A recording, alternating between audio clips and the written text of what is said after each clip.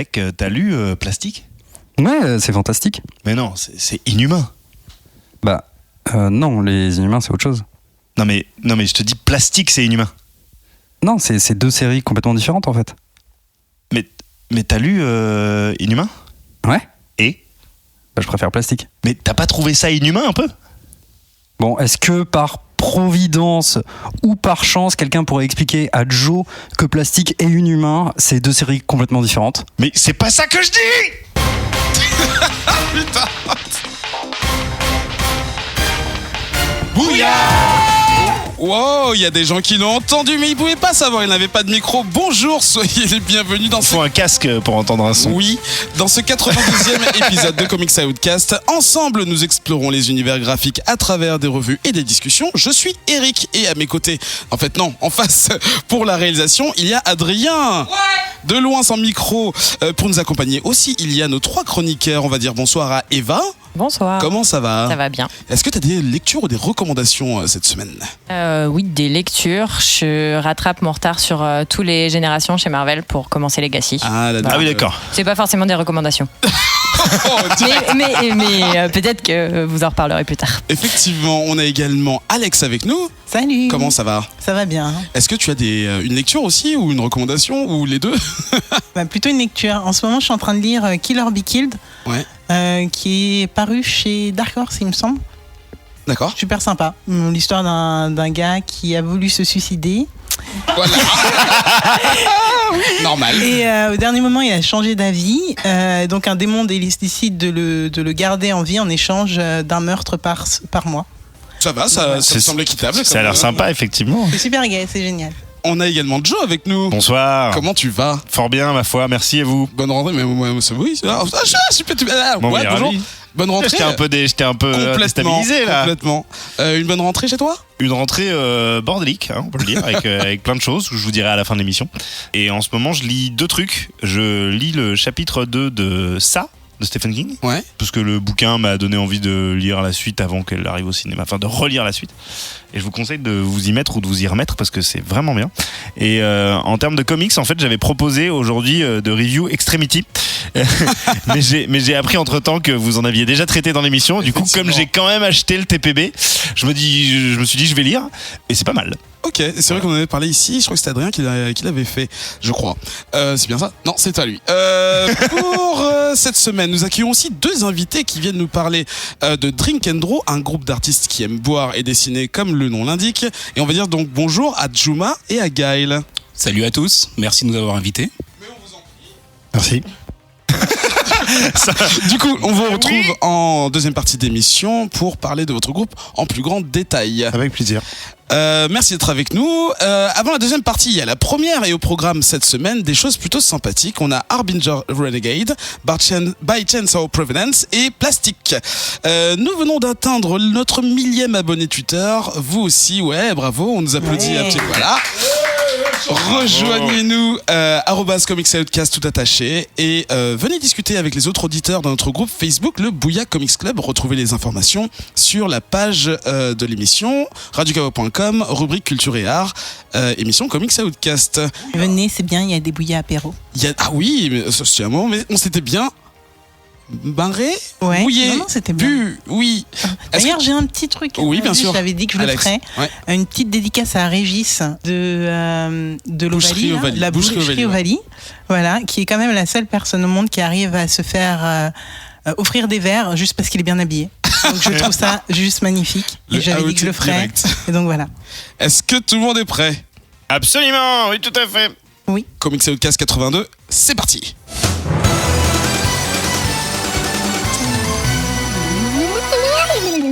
Vous avez entendu la musique de Marvel vs Capcom 3, ça va peut-être changer en Marvel vs Capcom Infinite qui vient de sortir. C'est le seul truc qui est bien dans le jeu, la musique. Donc, Arrête, on en parlera plus tard. C'est gratuit. On commence avec les revues. C'est simple, on a choisi 3 titres et on a lu les 3 premiers chapitres pour pouvoir vous les présenter. Et cette semaine, on commence avec Plastique, un titre Image Comics sorti en avril 2017. C'est écrit par Doug Warner et illustré par Daniel Hilliard. Et c'est Eva qui nous en parle. Et je sens que vous avez hâte de parler de plastique. Je sais pas ce qui a pu te faire entendre ça. Qu'on aurait peut-être dû mettre en fin d'émission si on avait suivi une logique. D'accord parental. Peut-être. Oui, c'est Donc, violent. On peut rajouter un petit avertissement.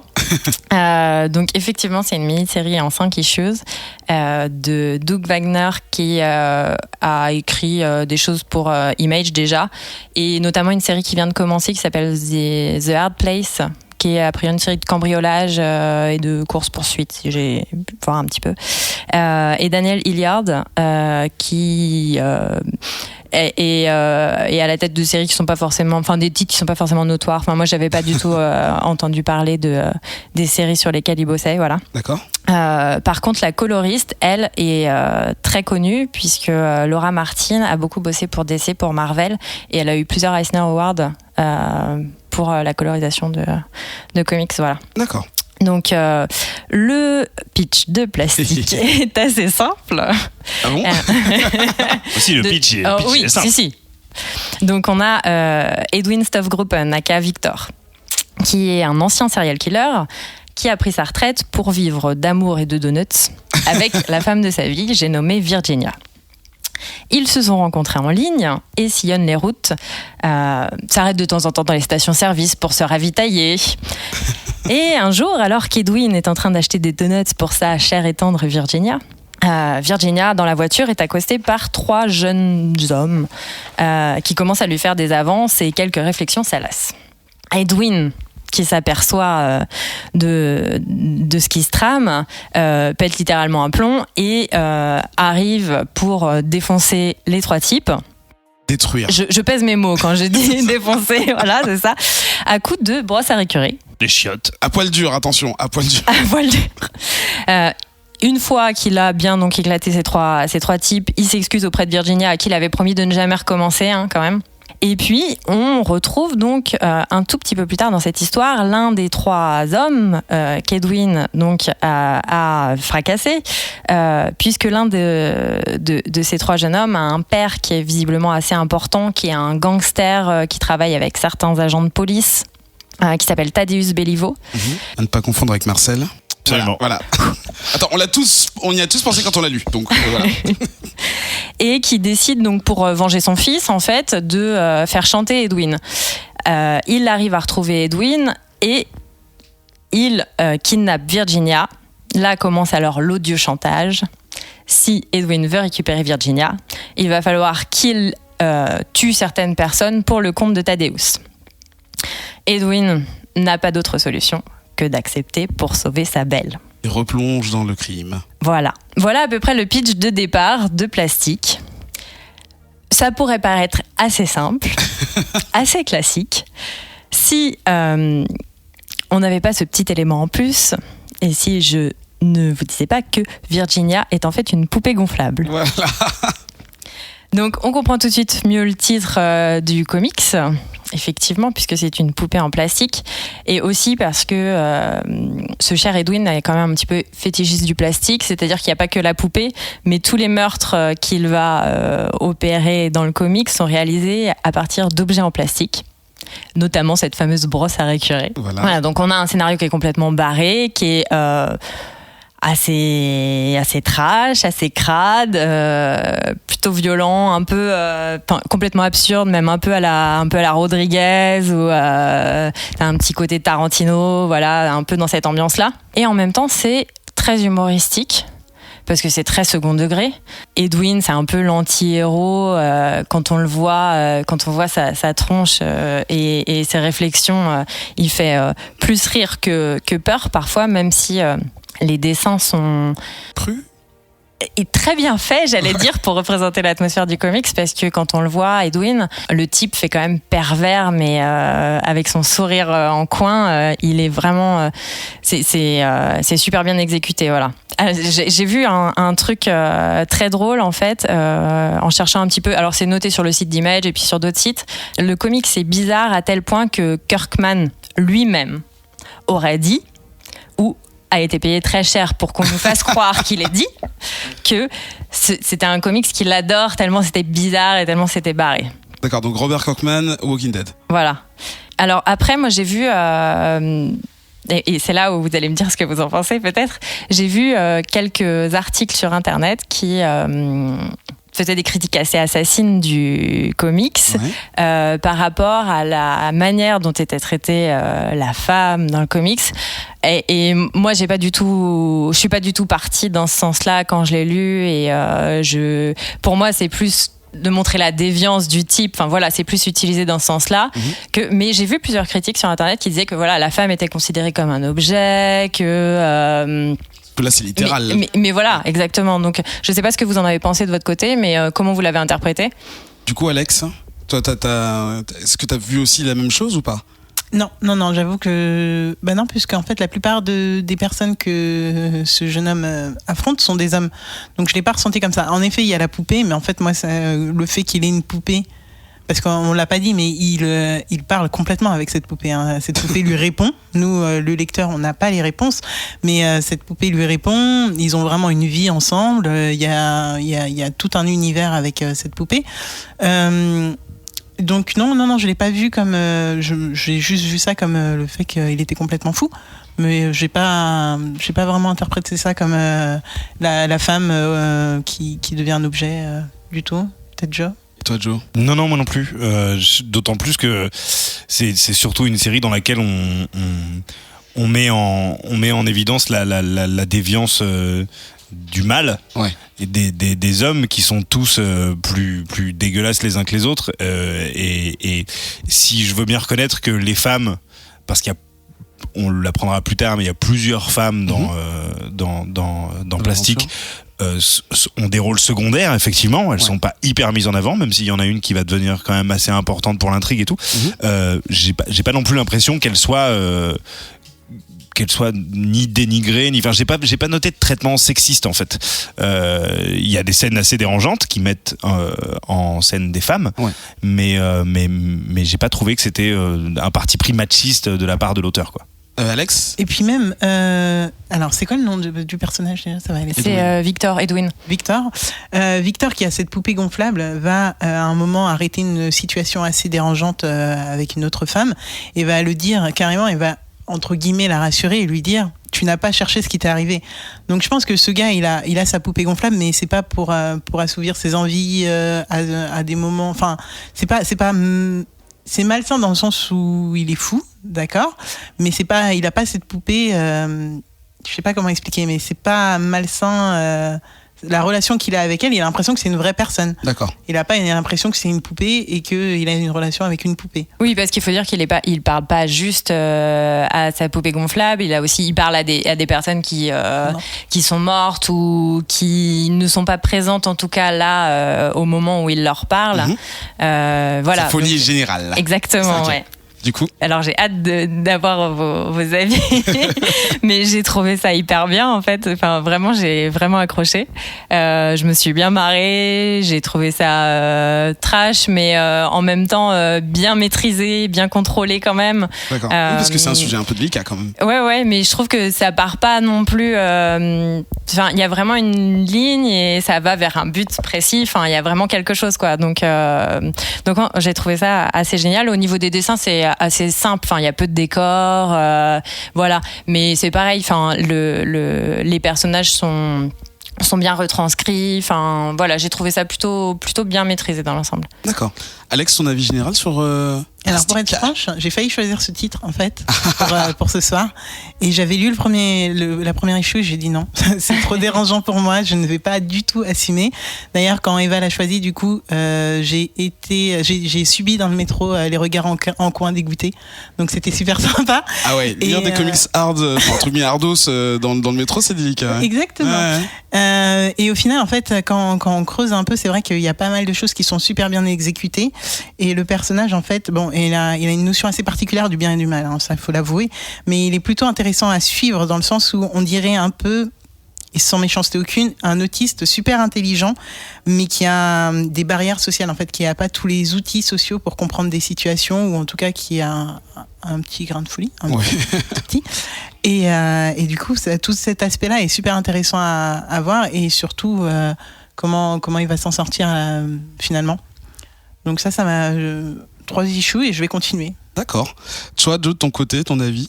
Alors, je vous cache pas que au début, j'ai eu dans ma tête, je me suis quand même dit, est-ce que je suis pas un peu trop vieux pour ces conneries, tu vois. Je me suis dit, c'est vraiment le truc que j'aurais kiffé quand j'avais 16 ans. Et aujourd'hui, j'en vois pas l'utilité. Et c'est peut-être parce que je deviens, je sais pas, vieux ou parent ou je sais pas quoi, mais il y avait quelque chose, en particulier une scène, même une case où je l'ai vu et je me suis dit putain, je sais pas si je vais pouvoir tenir tout le long de ce truc. Alors que pourtant je regarde des films gore, c'est pas spécialement la violence graphique en fait qui me gênait, mais c'était le propos, l'aspect psychologique et tout. Il y avait quelque chose où je me disais ça va me saouler parce que ça me semblait gratuit en fait. Et finalement j'ai lu les 5 issues, donc je connais la fin. Voilà, c'est une mini-série en 5, j'avais pas précisé. Ouais, voilà, c'est une histoire d'un seul tenant. Et je suis resté en partie pour le dessin que je trouvais cool, moi, qui me rappelait un peu Ryan Otley, le mec qui avait dessiné entre autres Invincible du même Robert Kirkman, dont on porte très haut dans ton cœur. Et du coup je me suis dit vas-y, je vais continuer parce que en fait si Eva l'a choisi, c'est peut-être qu'il y a quelque chose derrière. Et en fait effectivement il y a quelque chose derrière. Je dirais pas que j'ai trouvé ça incroyable. Ça a les mêmes défauts que d'autres œuvres que j'apprécie beaucoup, comme j'ai pas mal pensé à Tueur né de Oliver Stone en lisant ce truc. J'ai pas mal pensé à The Devil's Reject de Rob Zombie, tu vois, des films des films un peu déviants avec clairement des personnages principaux qui sont des ordures ou des cinglés et auxquels le réalisateur arrive à faire en sorte que tu t'y attaches et qu'à la fin du film en fait t'es plus de leur côté que du côté des forces de l'ordre ou des gens normaux. Ouais. Et cette série réussit cette pirouette là en seulement 5 issues, ce qui est assez voilà, remarquable, et qui se tient parfaitement bien. Donc voilà, j'ai trouvé ça plutôt bien, assez bien écrit généralement, plutôt dynamique dans la mise en page, et effectivement ce personnage de Victor Edwin devient attachant. et donc peut-être que en fait je suis pas encore trop vieux pour ces conneries, tu vois. Non, effectivement, il y a ce qui au final est un constat cool, de se rendre compte que t'es pas trop vieux pour lire un truc violent, tu vois. Donc non, plutôt une bonne surprise que je recommanderais, d'autant plus que voilà, c'est 5 issues, donc ça se lit assez vite. Ouais. C'est une bonne lecture de métro. Si t'assumes. Ah oui, là pour le coup, peut-être pas le matin, la première de pointe. On va demander son avis à Juma aussi. Tu l'as lu, on vous a filé, on t'a filé la liste des comics qu'on lise aujourd'hui. Qu'est-ce que tu en as pensé en quelques mots? Bon bah, je t'avoue que comme d'habitude, j'ai joué le mauvais élève, donc j'ai pas réellement lu. Voilà. Oh tu nous as pas dit ça. J'ai juste survolé. Voilà, et donc en survolant un petit peu, moi ça m'a rappelé le film The Voices qui était sorti en 2014. Avec Ryan Reynolds. Ouais. Voilà, donc il jouait le rôle d'un jeune homme qui s'appelle Jerry et qui effectivement s'invente une petite vie avec ses animaux.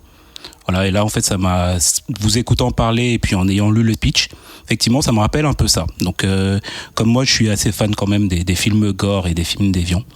Voilà, je me dis que ce comics effectivement serait une bonne chose et que je pourrais être amené à le lire. Et surtout à y prendre du plaisir. Voilà. Même si j'ai cru comprendre que si jamais on prend du plaisir en lisant ce genre de comics, à un moment on peut se poser des questions sur voilà, sur notre état mental, je dirais. Mais pour le coup, ouais, c'est un comics que j'aimerais bien lire. Et justement, donc si jamais j'avais écouté le podcast et que je n'y participais pas, voilà, j'aurais couru l'acheter. Ensuite, c'est vrai que pendant pas mal d'années, en fait, on ne mettait pas en avant ce genre d'histoire dans les comics. Ouais. Voilà. Tu veux dire, tu trouves que t'es classique. Voilà, assez souvent, c'est vrai qu'on tournait sur des choses très classiques, mettre en avant en fait les super-héros, les super-héroïnes fin des années 90, début 2000, etc. Ensuite, un peu la famille ou ce genre de choses. Là, avoir des personnages en anti-héros, on va dire, c'est la grosse... C'est la grosse hype depuis quasiment maintenant une dizaine d'années. Ouais. Mais effectivement, moi, c'est le genre de personnage qui m'intéresse un peu plus, parce que c'est le personnage très humain qui finalement va nous raconter sa vision de sa vie par rapport à des éléments qui nous vont nous paraître loufoques, mais qui finalement font qu'on s'attache au personnage. D'accord. Voilà. Donc pour le coup, c'est vraiment le côté humain que je vais rechercher dedans, même si c'est un peu Inhumans pour le coup. Le mec, il a pas lu le comics. Il a réussi à faire C'est fort. aussi pertinente que celle de vous autres. Ce qui va nous, merci Joma, ce qui va nous permettre de passer au deuxième comics de cette semaine. Il s'agit de, je ne sais plus parce que mon conducteur ne s'allume pas, mais c'est Harbinger Renegade, of course, j'en étais sûr, je le savais, c'était écrit, mais c'est juste que ça charge pas. C'est toi Alex qui nous en parle. C'est chez Valiant Comics, un éditeur dont on parle de plus en plus et je suis très content. Et ça rejoint un comics dont on a parlé il y a quelques semaines. Il y a 2 semaines, c'était. Oui, Secret Weapon. Merci. Oui. Puis ça rejoint aussi Faith, dont on a parlé Aussi, il y a oui. encore plus longtemps, Voilà. mais ouais. Exactement. Alors du coup, Alors, moi, donc, je vais vous parler de Harbinger Renegade, avec beaucoup de mal pour le dire, le titre, donc on va pas le dire trop souvent. HR. Et du coup, je ne peux pas vous parler de ce titre sans vous parler de Harbinger très très rapidement, qui est donc un titre qui a été publié en 2007 chez Valiant et dont un intégral de 900 pages est paru récemment chez Bliss Comics. Et donc dans cette intégrale, je l'ai lu cet été. D'où mon envie de vous parler aujourd'hui de Renegade. Mais je vais faire l'exercice assez compliqué de vous parler de Renegade sans de Harbinger. De vous parler d'Harbinger pour vous donner une idée générale de ce dont ça parle et donc du background de Renegade, sans en dévoiler trop, parce que je trouve que ce titre est tellement génial que ça serait bête de vous en dire trop et que vous ne lisiez pas ces 900 pages. Donc... Et donc, Harbinger se passe dans un monde à peu près similaire au nôtre, avec les mêmes pays, les mêmes continents, à ceci près qu'il existe des psiotiques, des personnes dotées de pouvoir. Et l'histoire nous amène à parler de Harada, Toyo Harada, un psiotique extrêmement puissant, c'est-à-dire que la plupart des psiotiques en fait peuvent contrôler, on va dire l'air ou parler aux animaux, etc. Lui, en fait, il cumule Comme plastique. Pardon. Toyo Harada, lui, cumule pas mal de pouvoir. Donc, ce monsieur assez mégalo a décidé en fait de former, d'éveiller, former et recruter des psiotiques. Et donc pour cela, il tente de les éveiller via une opération assez douloureuse et avec peu de probabilité de réussite. Donc en gros, c'est un truc latent chez eux, mais qu'il faut quand même faire sortir. Et si ça sort pas bien, tu meurs. Voilà, c'est ça. À base de rayons dans la tête, en fait. Voilà. Donc c'est plutôt sympa. Okay. Exactement. Oui. T'imagines quand ça marche pas. Voilà. Ouais, bah t'as plus le temps d'imaginer après. Non. Voilà.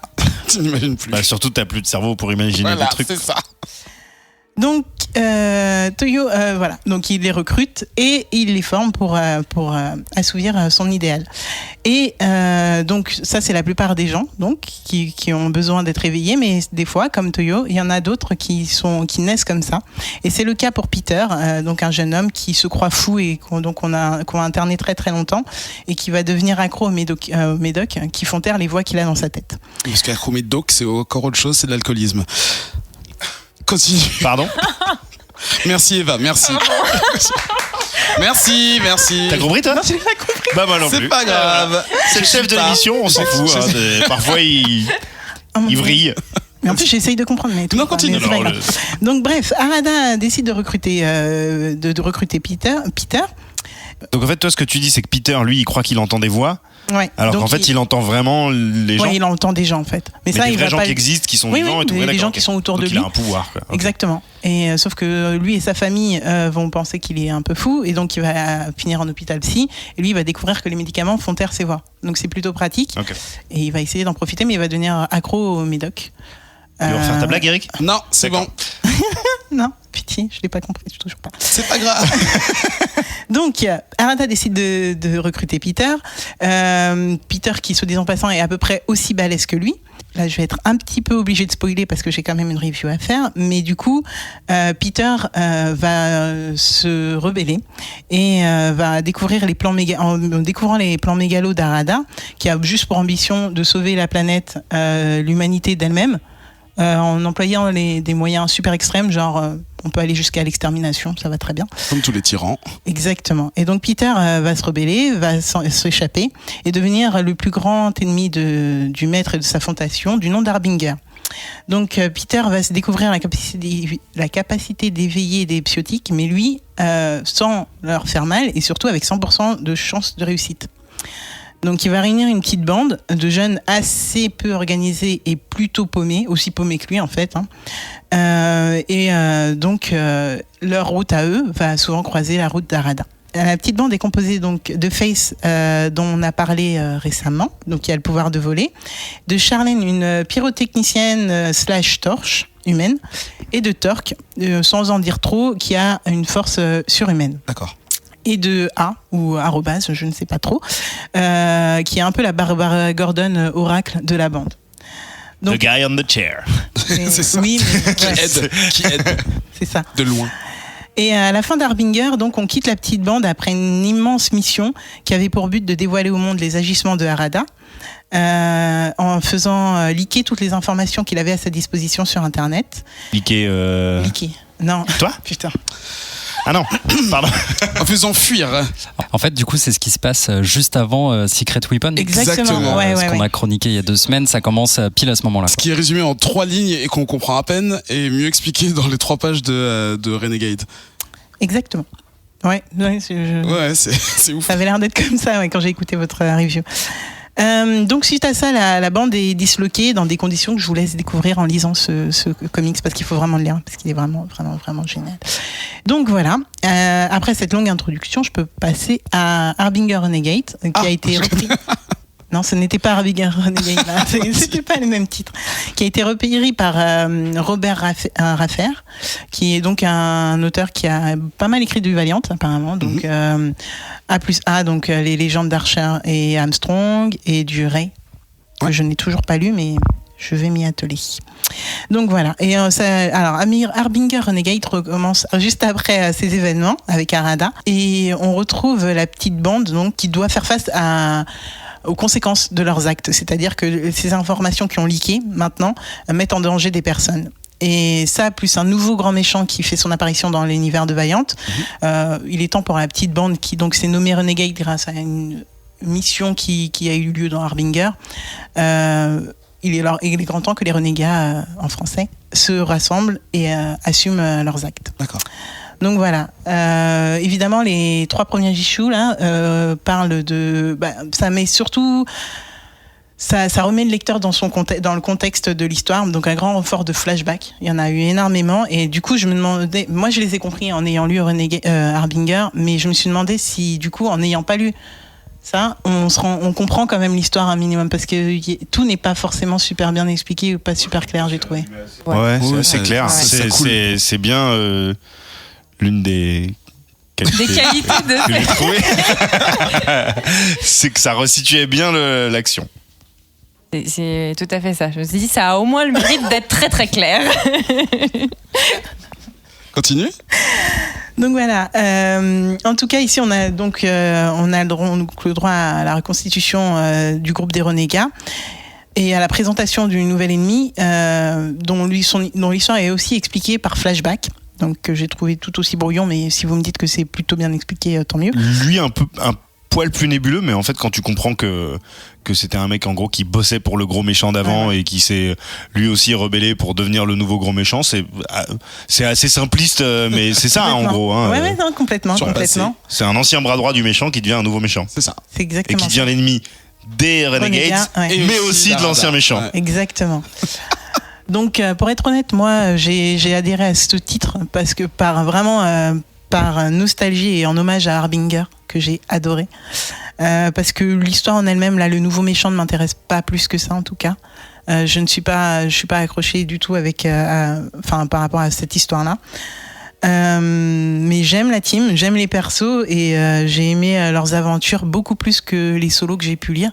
Face, le solo du coup, Face ne m'a pas convaincu plus que ça, mais dans la dynamique de groupe en tout cas, c'est une Face que j'adore, c'est le personnage que je préfère dans la team. Donc voilà, je vais continuer à lire. Je pense que je vais continuer à creuser. C'est marrant que t'aies pas aimé la série principale et que tu la préfères au sein d'un... Ouais, mais ça c'est plus lié à Harbinger, donc je sais pas, j'ai limite plus envie de vous parler d'Harbinger que de Renegade, mais c'est vrai que dans la team, elle a vraiment un rôle et heureusement qu'elle est là. Et l'auteur de Harbinger le disait, Ouais. Après, je vais arrêter de parler d'Harbinger parce que c'est pas le sujet. Mais il le disait lui-même en fait que Face c'est la lumière de son titre en fait. Avant son arrivée dans le comics, son titre était super sombre et pas et vraiment et triste. Et à son arrivée, elle égaye le truc, elle égaye le groupe et elle redonne foi à toute l'équipe. Et c'est ça que moi j'ai pas retrouvé du tout dans son solo puisqu'elle est tout le temps guillerette et tout. Bon bah voilà, c'est bien, elle est gay, mais on se rend pas compte de la dimension qu'elle peut avoir et de l'impact qu'elle peut avoir sur les gens. Joe, ton avis. Est-ce que tu avais déjà lu du Valiant dans cet univers-là? Un peu moins. Oui, j'avais lu Faith. Ouais.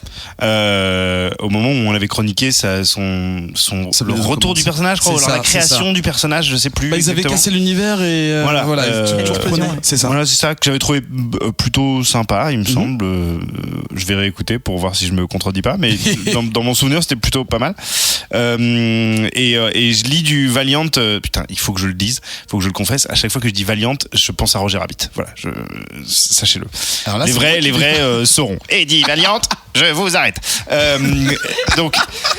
Je lis du Valiant de manière un peu épisodique, c'est-à-dire souvent grâce ou à cause, comme on veut, de Comics Outcast, mais je ne suis pas de ongoing, même si comme tu peux le faire avec l'arrivée de l'émir sur Bloodshot, c'est ça, me donne effectivement un peu envie de passer la barre. Mais toi, ça légitimise.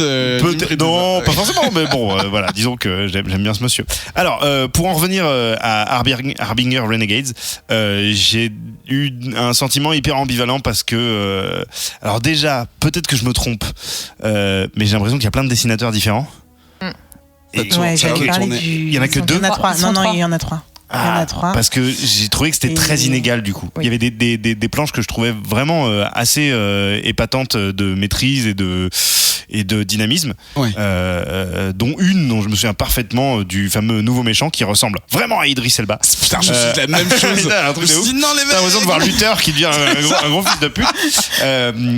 Une planche particulièrement où il électrocute la tronche d'un type et c'est assez étonnant.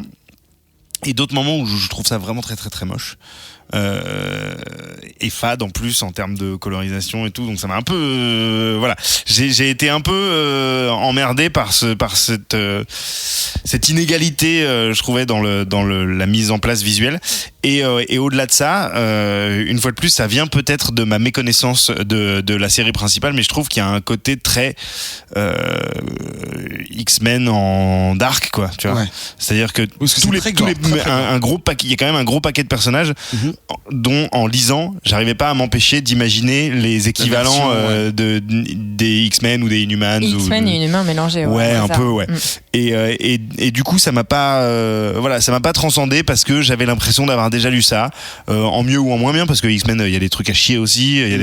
C'est pas ça la question, mais c'est que c'est dur de se détacher de je trouvais que déjà. Pour moi, là dans Renegades en tout cas, je trouvais pas le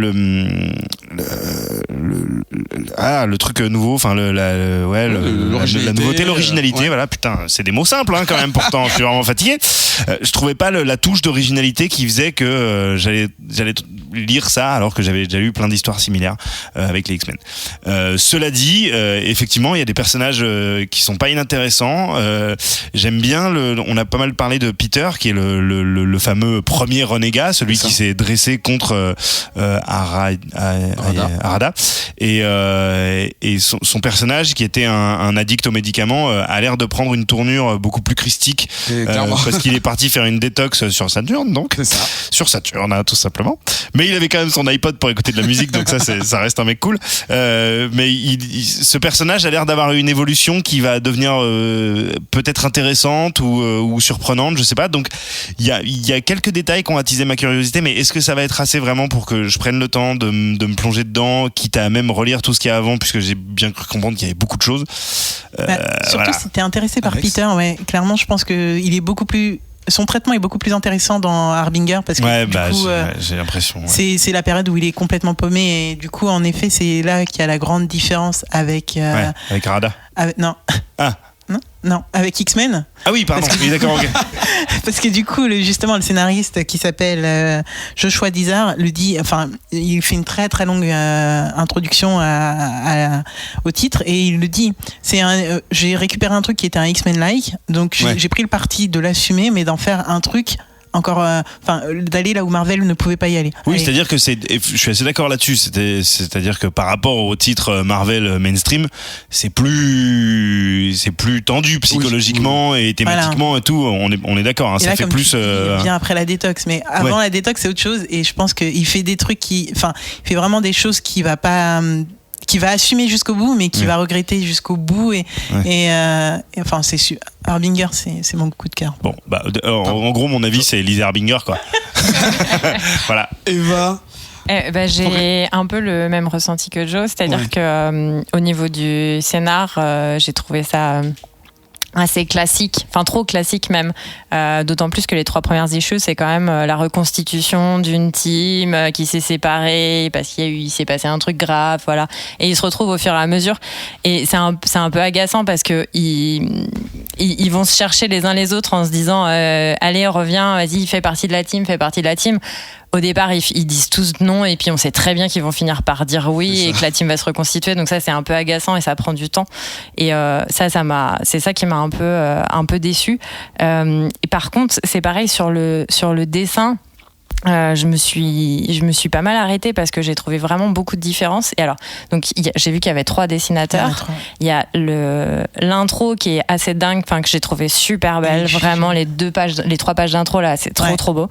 Le prologue, par contre, alors désolé, je sais plus comment il s'appelle, mais c'est juste trop laid. Et après, l'histoire, ça dépend des cases, ça dépend des pages. Mais il y a des pages il y a des cases qui sont dingues. Et il y a même, ça commence, je crois, c'est dans les premières pages. On voit le dessin d'une jeune fille justement qui doit se faire activer. Et qui est blonde et on voit son visage en gros plan et c'est un peu un mélange entre Crumb et Close, c'est quand même super impressionnant en fait, très rond, et du coup voilà, c'est exactement ça. J'ai eu peur qu'à un moment notre invité nous dise que c'était lui qui avait dessiné le prologue. Non. Hein. Mais du coup, il a tellement fait une tête genre je me suis dit oh non, c'est lui. Et c'est vrai que j'ai été super impressionnée par certaines planches que j'ai trouvé vraiment hyper belles et c'est ça en fait qui m'a tenue et qui m'a fait continuer, c'est ces dessins là. Voilà, après je suis pas sûre d'aller plus loin, mais j'ai pas trouvé ça nul non plus dans l'ensemble. J'ai trouvé ça très classique, mais ça se lit facilement, donc voilà, c'est pas désagréable. D'accord. Concernant Alex, Concernant le dessin, en fait, je voulais faire ma mauvaise élève et refiler mes devoirs à quelqu'un d'autre parce que quand j'ai rencontré Gaël, en fait, on a parlé un peu des lectures d'aujourd'hui, et dans Harbinger, il m'a dit ça commence mal, c'est 3 dessinateurs que je n'aime pas. Du coup, on peut le dire ça? On peut le dire? Je sais pas. Si c'est pourri, il faut le dire. Ok. Donc voilà, je voulais lui demander d'en dire plus parce que le dessinateur, j'ai regardé le principal, donc c'est celui qui a fait The Boys. Donc le seul titre que je connaissais dans ça. Ouais. Oh là là. Excusez-moi. J'espère qu'on l'a pas entendu. Continue. Donc voilà, Derek Robertson. Il a fait Transmettre aussi, je crois. C'est lui qui fait Transmettre. Ouais, il a fait Transmettre aussi. Il m'avait moins dérangé dans ces 2 titres d'ailleurs. Bon, je sais pas, mais du coup, Gaël, je veux. Oui, non, mais. Non, mais là, c'est vrai que c'est gênant parce que Face, on la reconnaît même pas.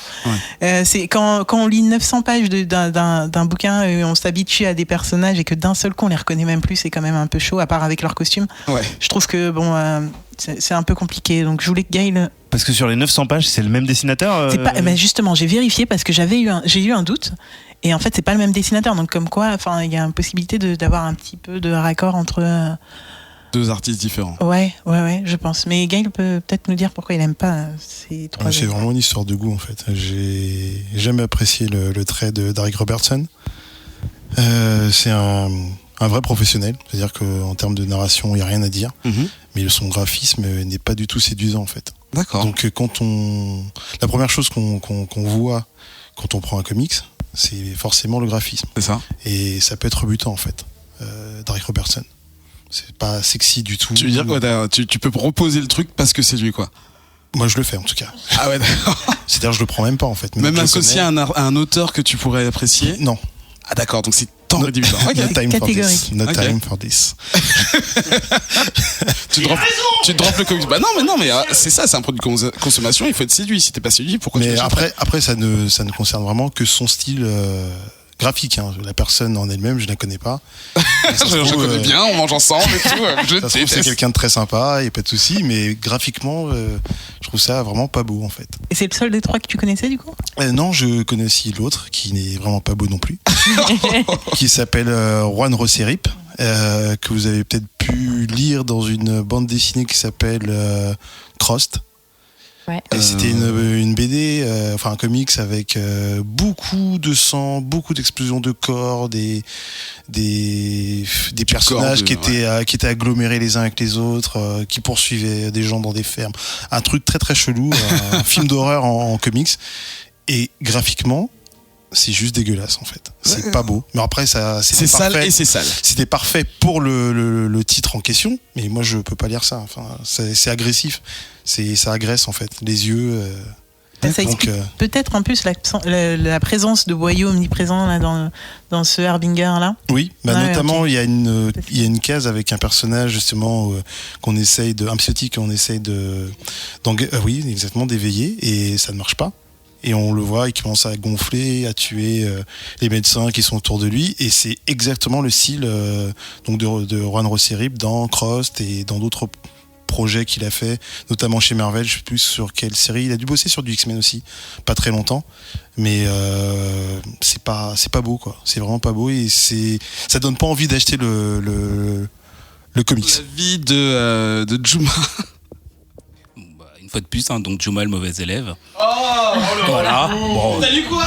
Et tu vois, il va Mais- encore faire une chronique genre, alors donc, il va nous faire une thèse. en gros, je ne sais pas lire. Seuls certains amis le savent. Voilà. Donc là, je le dis haut et fort devant tout le monde. Je ne sais pas Bonjour, lire. Donc je ne Juma. lis pas. Je ne sais pas lire. Voilà. Donc en gros, par contre, j'ai essayé quand même de faire des recherches, parce que bien qu'en étant un mauvais élève, je fais quand même des recherches histoire de faire genre je sais de quoi je parle. Voilà. Et en gros, au départ, je n'ai pas du tout été attiré par le comics. Voilà. Donc l'ami Gal m'avait un petit peu montré le comics fin de semaine dernière, et j'ai pas du tout été attiré. Par contre, en faisant mes recherches, je suis tombé sur une petite info qui pourrait plaire donc aux amateurs de jeux de rôle. En gros, il y a un jeu de rôle qui s'appelle Valiant Universe. Voilà, et donc il réunit justement pas mal de comics donc de chez Valiant, dont Renegade pour le coup. Et du coup, ça me donnerait peut-être envie de lire, parce que on se retrouve avec plusieurs séries, pas mal d'univers différents, mais qui tiennent la route pour le coup. Et du coup, pourquoi ne pas rêver un petit peu et créer son propre avatar et aller jouer dans cet univers? Là-dessus, ouais, ça me plairait. Par contre, la série en elle-même, s'il n'y avait pas ce côté jeu de rôle, je pense que j'aurais pas été attiré. Ce qui va nous permettre de passer au troisième comics de cette émission. C'est Joe qui va nous en parler. Il s'agit d'un comics d'un format assez particulier qui s'appelle By Chance or Providence. Ouais.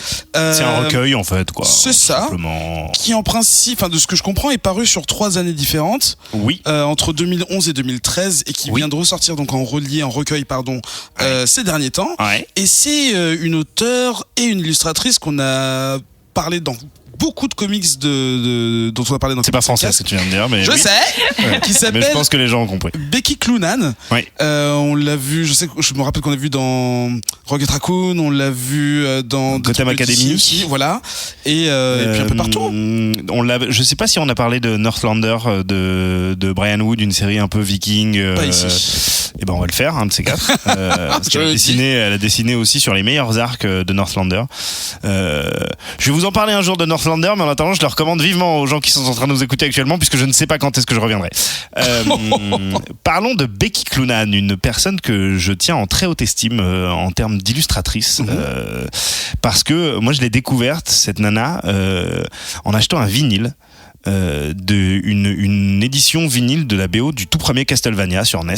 D'accord. Pour un label que j'apprécie particulièrement qui s'appelle Mondo aux États-Unis, qui vendent des prints d'illustrations, d'affiches sérigraphiées faites par des artistes illustrateurs de partout dans le monde, qui vendent des toys, des choses comme ça, et aussi énormément de vinyles. À la base, c'est un label, et ils rééditent ou éditent pour la première fois, entre autres, des bandes originales de jeux vidéo. Et pour cette bande originale du premier Castlevania, ils ont demandé à Becky Cloonan Lunan de refaire l'illustration qui n'a rien à voir, enfin de créer une illustration en fait. Il demande pas de refaire les pochettes originales avec un style différent. Elle fait vraiment des choses et du coup étant assez fan de ce style à la fois un peu un poil asiatisant, on va dire, et en même temps très européen dans la structuration, je dirais. Dans la structuration, c'est français ça ? C'est aussi français que ce que je c'est aussi français que ce que je voulais dire. Dans la structure et dans les couleurs et dans les influences aussi. Ça m'a beaucoup plu. Ça m'évoquait un peu Berserk, mais en plus féminin, si tu veux. Vraiment. Et du coup, je me suis dit tiens, cette artiste-là, j'aimerais bien voir ce qu'elle fait d'autre. Je me suis rendu compte que c'est elle qui avait dessiné Gotham Academy que j'avais lu auparavant, mais j'avais pas spécialement fait gaffe au fait que c'était elle au dessin, ce qui m'a rendu d'autant plus fan en me disant ok, elle est hyper elle sait s'adapter aux médias pour lesquels elle bosse, puisque son travail était tout à fait c'était des trucs vraiment radicalement différents entre ce qu'elle a fait pour cette pochette de disque et ce qu'elle a fait pour Gotham Academy. Du coup, je me suis mis à chercher un petit peu ce qu'elle avait fait et j'ai vu ce truc By Chance or Providence où en tombant sur la couve, je me suis dit bon ok, c'est fait pour moi quoi, c'est obligatoire. Du coup j'ai commandé ça et effectivement c'était fait pour moi. Je suis tombé complètement amoureux de ce truc. Je me suis rendu compte qu'elle était aussi scénariste de ces histoires. Donc ça m'a d'autant plus prouvé que cette nana avait vraiment beaucoup de talent. C'est vraiment son propre projet. C'est son propre projet et c'est vraiment quelque chose à mon avis de très personnel, puisque la suivant désormais sur les réseaux sociaux, je me suis aperçu que c'était une nana avec laquelle en fait on avait plein de points communs en termes de sensibilité artistique, que ce soit musicale ou cinématographique, et donc c'est pas spécialement étonnant que je me retrouve aussi bien dans ce qu'elle fait. C'est une fan de musique un peu dark, avec souvent des thèmes qui sont la vie après la mort, les fantômes, mais tout ça avec une sorte de romantisme sous-jacent, si tu veux. C'est pas juste des histoires de flip, c'est vraiment des histoires atmosphériques. Et donc ce recueil By Chance or Providence, qui contient trois histoires relativement courtes, c'est des histoires qui sont assez avares en dialogue, qui sont surtout construites sur de l'atmosphère, sur de l'ambiance, et sur des histoires qui ressemblent plus à des sortes de légendes, des contes, tu vois, des contes, des fables assez simple, souvent assez sombre. Sombre, c'est pas vraiment le mot, mais tragique. Et je trouve que il y a une vraie harmonie entre ces histoires, leur ton et le dessin et l'art qu'elle met en place pour les illustrer. Et moi, ça me parle complètement. Alors, il faut aimer les histoires de fantômes. Si vous aimez les romans gothiques de l'Angleterre victorienne, genre Les Hauts de Hurlevent, les choses comme ça peut vous plaire. Si vous aimez les films, les premiers films de Guillermo del Toro, genre Les Chines du Diable ou Le Labyrinthe de Pan, ça peut vous plaire. Si vous aimez les histoires médiévales fantastiques, ça peut vous plaire aussi, puisque la plupart de ces histoires, enfin les 3 histoires d'ailleurs, se déroulent dans un univers un peu de dark fantasy, on va dire, mais où le fantastique prend pas spécialement le pas sur le reste. Il y a un côté un peu Mignola aussi dans sa manière de raconter ses histoires, c'est-à-dire l'accent est pas mis sur l'aspect spectaculaire de ce qui peut se passer, mais plus sur un truc un petit peu éthéré, un petit peu romantique, du coup ça m'a beaucoup plu, ces 3 histoires qui se tiennent toutes seules, qui en même temps compilées ensemble forment un tout hyper cohérent. Et dans cette édition qui réunit les 3 histoires et qui est parue donc en 2016 ou 2017 chez Image, il y a en plus de ça un artbook à la fin avec des croquis, des illustrations de covers alternatives, tout fait par Becky Lunan, et c'est hyper beau. En fait, moi j'aimerais bien vraiment. Le seul truc un peu négatif que je trouverais à dire par rapport à ça, c'est que j'ai envie d'en voir beaucoup plus, en fait. C'est-à-dire que c'est une nana qui fait des illustrations sur d'autres séries que je suis parce que c'est elle qui les illustre, mais ce type d'univers-là, dont tu sens que c'est clairement quelque chose qui vient du plus profond d'elle, t'as envie d'en voir plus. Je me permets de faire une dernière recommandation. Oui. Elle a également illustré, puisque c'est vraiment dans le même style et c'est une fois de plus quelque chose qui, à mon avis, dit quelque chose de qui elle est. Elle a également illustré une réédition du Dracula de Bram Stoker, l'original. D'accord. C'est illustré complètement dans le style de By Chance or Providence. Donc si jamais vous lisez By Chance or Providence, que ça vous plaît et que vous avez envie d'avoir une belle édition de Dracula, je vous conseille d'essayer de vous procurer celle-là parce qu'elle est vraiment à tomber par terre. Voilà. C'est une bonne recommandation. Eva, c'est vrai qu'en fait, j'ai tout lu, hein, parce que moi je fais mes devoirs, mais c'est vrai que tout est super tragique et sombre dans les comics dont on a parlé. Est-ce que tu as ressenti ça aussi avec ce titre ?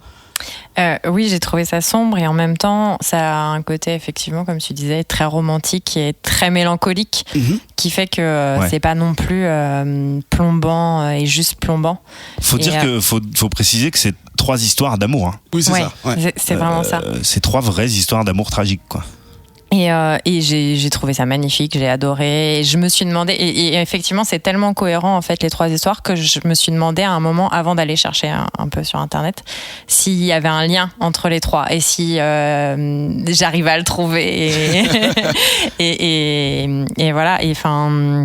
Et les 3 histoires sont aussi belles. Enfin, je pourrais pas dire laquelle j'ai préférée. Elles sont toutes différentes et en même temps, il y a vraiment un univers qu'on retrouve dans les 3. Pour être tout à fait honnête, je l'avais pas trouvé à lire sur internet, donc je l'ai acheté. Et je regrette absolument pas parce qu'il est magnifique et effectivement j'ai vu le cahier graphique à la fin qui est super beau et je regrette pas du tout. Et voilà. Et ce que j'ai aimé, c'est que ce soit super ouvert à chaque fois, les fins. Ouais. Enfin, pas que les fins d'ailleurs, tout le long des histoires. Il y a plein de choses qu'on devine, il y a plein de choses qu'on peut imaginer. Rien n'est fermé, rien n'est clairement défini et voilà, ça laisse plein de possibilités. C'est vrai qu'il y a beaucoup d'interprétations. Il y a plein d'interprétations possibles. L'interprétation. Ça aussi, d'ailleurs, ça se rapproche une fois de plus un peu de certaines histoires courtes de Mignola, ou même du mec qui écrit The Goon et Hillbilly, Eric Powell. Ouais. Qui sont 2 autres auteurs et dessinateurs artistes qui puisent un peu leur matière dans les histoires folkloriques. Ouais. Et il y a la même qualité chez Becky Cloonan, effectivement, de laisser vraiment le choix au lecteur de se faire sa propre interprétation de son univers. Et j'aime vraiment les auteurs qui laissent cette liberté-là. C'est vraiment cool. Toi, Alex, tu l'as lu aussi. Et qu'en as-tu pensé ? J'ai adoré dans le sens où ça m'a ramené vraiment en arrière quand j'étais petite fille avec mes parents qui choisissaient toujours des livres de contes. Ils choisissaient pas forcément Cendrillon et le joueur de flûte ou des choses comme ça. Ils choisissaient des bouquins, je sais pas trop où est-ce qu'ils les choisissaient, mais où c'était un peu comme ça, où tu arrives en plein milieu de l'histoire et tu sais pas trop comment on en est arrivé à cette situation. Et à la fin, tu sais, c'est tellement ouvert que tu sais pas où on en est exactement et ce qui va se passer après, mais tu as envie de le savoir. Et ça, quand tu es enfant, ça te développe ton imaginaire et t'adores essayer de trouver. Mais quand tu es adulte, ça donne encore un autre effet. Et c'est encore plus puissant, je trouve. Dans le sens où dès la première histoire, en fait, je me suis vraiment dit mais c'est déjà fini. c'est parce que la première est la plus courte, hein, il me semble. Et c'est tellement dingue que d'avoir cet effet-là. Je l'ai pas eu depuis longtemps, hein, cet effet-là. Donc c'est plutôt dingue de retrouver ça avec un comics que je lis pour Comics Outcast. Et c'est ouais, en effet, tout est ouvert. On a des interprétations libres pour plein de choses. Je pense que si on nous demandait à tous les 3 d'essayer d'imaginer le début d'une histoire ou la fin d'une histoire, on aurait tous un truc différent à raconter. Et ouais, non, c'est un titre c'est 3 titres du coup qui m'ont vraiment séduite et que j'ai adoré découvrir. Toi, Gaël aussi, tu l'as lu aussi ? Est-ce que c'est le genre d'art, justement, Joe parlait de mélange un peu oriental, enfin de mélange d'inspiration un peu orientale dans le trait. Est-ce que c'est le genre de choses qui te font poser direct, ou enfin est-ce que toi t'as des goûts qui sont très classiques, en fait, en gros, tout va dépendre de l'artiste. Voilà, moi je connaissais Becky Cloonan de réputation. J'avais jamais lu de comics avec elle dedans. D'accord. Et j'étais agréablement surpris en fait parce que j'ai lu. Genre en termes d'histoire, c'est juste beau en fait. Ouais. C'est de la sorte de dark poésie. Il se passe des choses de façon, comme disait, excuse-moi, je peux plus te prendre Joe. Comme disait Joe, oui, c'est très éthéré. En fait, Ouais. on est là, mais on n'est pas là. On est spectateur d'une histoire qui nous touche, mais on n'en fait pas partie. Ouais. Et on découvre ça. C'est juste beau, quoi, en fait. Et puis graphiquement, ça suit. Ouais, elle a une patte personnelle, elle a vraiment une signature graphique assez forte. Mhm. Je pense pas que j'ai vu d'autres artistes avoir son type de dessin. Alors après, j'ai pas senti le côté asiatique dans son trait. J'ai senti plus une ambiance, en fait, une fusion entre la narration comics et un trait très proche du franco-belge, avec peut-être à certains moments quelques peut-être petites touches qui peut-être faire penser à du manga, mais franchement super éloigné quand même. Donc vraiment une Léger, touche personnelle, ouais. D'accord. vraiment personnelle. Et je ne sais pas si Ah non, c'est bon. d'accord, pardon. Et donc ouais, voilà, trois histoires. J'ai pas trouvé forcément de lien entre les trois. Mhm. Mais non, c'est un univers qui est particulier. Il y a le folklore, il y a le côté heroic fantasy, mais bien dark. Ça touche à différents thèmes, la filiation, l'amour impossible, les malédictions. les malédictions, celle avec l'amant qui vient de la mer et qui doit retourner à la mer parce que voilà, fait partie de l'équilibre des forces. Tu peux pas garder ton amant avec toi toute ta vie. Enfin, il y a des choses. C'était beau à voir, quoi. C'était beau à lire. D'accord. Voilà. Joe, tu voulais ajouter? Juste que, est-ce qu'on peut me rappeler le titre d'un comics dont on a parlé il y a pas longtemps, qui parodie les Gloomies? Les Gloomies. Les Gloomies, les Goonies. Tu sais, Adrien, c'est toi qui l'avais. C'était Adrien aussi, il a oublié le Le titre. truc à Seattle, là. Mais oui, Ah. on a oublié. Tout ça pour dire qu'on en a parlé il y a pas longtemps. Et comme ça, je laisse le temps à Adrien de chercher. Et c'est également une dessinatrice, une illustratrice dessinatrice dont on avait beaucoup apprécié le trait. Pardon? Misfit City, voilà, Misfit City. Et même si les deux comics n'ont rien à voir du tout, ça me fait juste réaliser une fois de plus que en ce moment, j'ai l'impression, alors peut-être que c'est moi qui ai l'impression juste que c'est en ce moment et qu'en fait ça existait de tout temps, mais que il y a une patte de plus en plus féminine. C'est-à-dire chez les illustratrices, il y a quelque chose que je retrouve chez chacune d'entre elles. C'est le fait qu'elles soient des femmes, évidemment, mais qui du coup apportent vraiment une saveur et une identité différente à la manière dont moi en tout cas je ressens leurs illustrations et dont elles me touchent. Et je trouve ça super. J'aimerais bien que ça se prolifère encore plus. Ce serait génial. Voilà. Je pense que là, avec c'est tout ce que j'allais dire. tout ce qui s'est passé les 2-3 dernières années, on va peut-être voir une explosion de un peu plus de mixité chez les artistes. En fait, en parlant de Gaël. touche féminine, t'as ça depuis quelques années, on va dire 5-6 ans, avec ce que j'appellerais l'école italienne. Donc à partir de Sara Pichelli, et puis d'autres, j'ai oublié les noms, mais qui se bossent en ce moment dans les comics mainstream, chez Marvel, chez DC. T'as cette ambiance, ce graphisme particulier qui évoque en fait des ambiances dark, romantiques comme tu disais, mais en même temps éthérées. Voilà, ce genre de choses. Et tu as ça souvent dans leur travail. En tout cas, je sais pas si c'est le fait d'avoir une éducation artistique particulière, parce que c'est vachement poussé là-bas en Italie, mais elles ont toutes en tout cas cette petite ambiance justement qu'on peut retrouver en quelque sorte aussi chez Becky Cloonan. Et donc on le voit de plus en plus dans les comics, ou aussi dans leurs projets personnels d'illustration, ou dans les sketchbooks, ce genre de choses. Voilà. Un nouveau souffle qui vient d'Italie. On a déjà vécu ça il y a 700 ans. Merci pour les revues. Merci à Juma et Gaël d'avoir participé également à l'analyse de ces titres. Vous, auditeurs, Vraiment il y a 700 ans. Bah, si on compte 2000, oui, c'est ça, 600. Ouais, ok. 1453, prise de Constantinople, début de la Renaissance. Bien joué. Retrouvez les informations sur les comics dont on a parlé sur le site de Radio Kawa et sur la page de cette émission, et participez comme d'habitude au groupe Facebook Bouya Comics Club et sur le compte Twitter @comics7cast. On se retrouve dans un tout petit instant pour parler de Drink and Draw.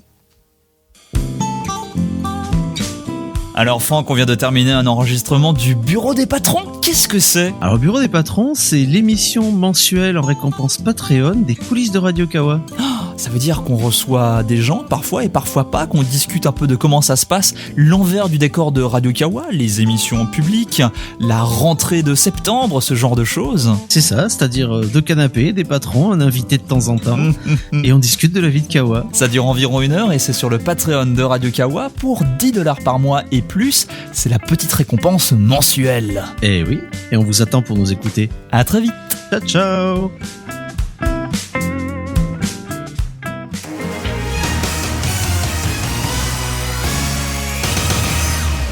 De retour dans la deuxième partie de ce 82e épisode de Comics Outcast, toujours avec mes 3 chroniqueurs et mes 2 invités. C'est l'heure de Hors les bulles, la rubrique dans laquelle on parle de ce qui touche des comics et qui n'en est pas forcément. Et cette semaine, nous recevons 2 invités qui sont venus parler de Drink and Draw.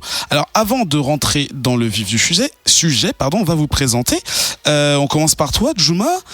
Qui es-tu ? Bon, à la base, je suis juste un petit graphiste...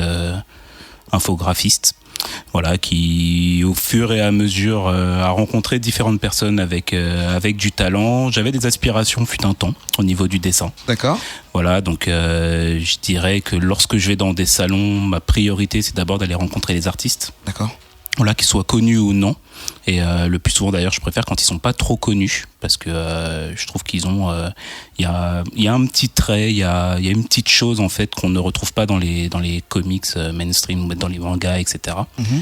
Voilà, qu'il y a forcément chez ces personnes qui ont pas encore explosé. Et du coup, j'aime bien voir justement cette, comment je pourrais dire, cette diversité au niveau des cultures, etc. Ce mix en fait des genres qui aujourd'hui donnent des traits qui me conviennent tout à fait. D'accord. Voilà. Donc au fur et à mesure, au détour de différentes rencontres, que ce soit avec des amis ou même professionnels, je suis tombé sur des talents, notamment sur Gaël, donc que je connaissais déjà depuis un petit moment. Donc c'était perdu de vue. J'ai eu l'occasion de le rencontrer sur un salon il y a à peu près 5 ans. Voilà, et donc de me rendre compte que finalement, quand on se disait entre nous, je dessine, j'étais bien loin de lui. Voilà, j'étais à quelques années-lumière. Et du coup, il m'a fait un petit peu rentrer dans dans ce monde de dessineux. Aujourd'hui, en 2017, on dirait plutôt des dessinos, mais bon, j'accepte le terme. Ça y est, tu m'as perdu.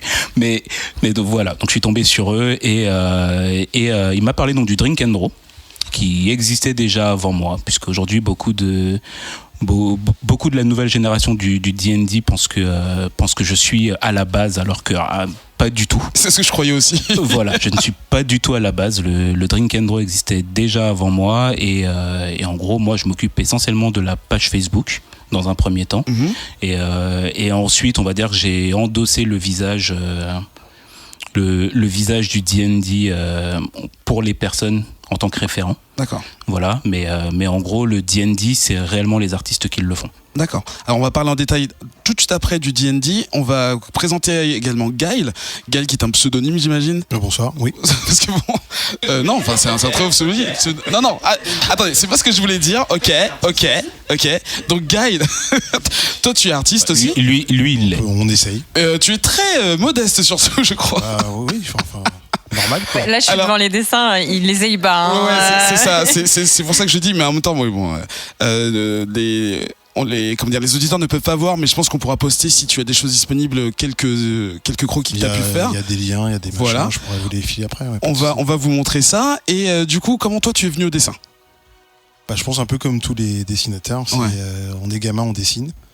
Il y en a qui s'arrêtent, voilà. Il y en a qui continuent. Je pense que 95% s'arrêtent. En fait, c'est aussi simple que ça. D'accord. Et le dessin de comics en particulier ? Le dessin de comics en particulier, parce que c'est ce que j'aime depuis tout jeune, en fait. D'accord. Voilà, c'est mon oncle, quand j'étais tout petit, qui m'a initié, entre guillemets, au Strange et ces genres de choses. Et puis après, comme tout le monde, je suis passé au CP, j'ai appris à lire et j'ai pu enfin lire les comics par moi-même en français.